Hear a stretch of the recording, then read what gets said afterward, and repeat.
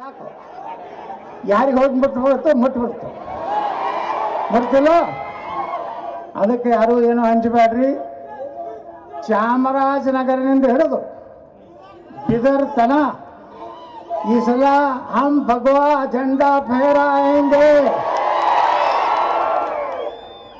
ಒಬ್ಬರು ಇಂಟು ಐತಾರೆ ಹೇಳ್ತಿದ್ರೆ ಒಬ್ಬ MLA ಮನೆ ಹೋದಾಗ ಯತ್ನಾಳು ಬರೀ ಉತ್ತರ ಕರ್ನಾಟಕದಲ್ಲಿ ಇಲ್ಲಪ್ಪ, ಚಾಮರಾಜನಗರನಾಗೂ ಮೈಸೂರಿನಾಗೂ ಅವನ ಅಭಿಮಾನಿ ಅದಾರ.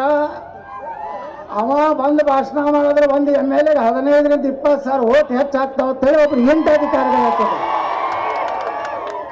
ಅಂಥ ಶಕ್ತಿ ಇವತ್ತೆಲ್ಲಿ ಛತ್ರಪತಿ ಶಿವಾಜಿ ಮಹಾರಾಜರು ಸಣ್ಣವರಿದ್ದಾಗ ಇಲ್ಲಿ ಬಂದಾಗ ಏನಿಲ್ಲ ಒಬ್ಬ ಆಕ ಕಡಿಲಕತ್ತಿದ್ದ ಈ ಅಗಸಿ ಒಳಗ ಅವನೇನು ಕೈ ಕಡದದ್ದು ಉದಾಹರಣೆ ಇತ್ತು. ಶಿವಾಜಿ ಮಹಾರಾಜರದ್ದು ಬಿಜಾಪುರ ಇತಿಹಾಸ ಇದೆ. ಆ ಬಿಜಾಪುರ ಭೂಮಿಯಿಂದ ನಿಮ್ಮೆಲ್ಲರ ಆಶೀರ್ವಾದದಿಂದ ಯಾರ್ದೋ ನಾ ಚಮಚಾಗಿರಿ ಮಾಡಿ ಬಾಸಿಸಮ್ ಮಾಡಿ ನಾನು MLA ಆಗಲ್ಲ.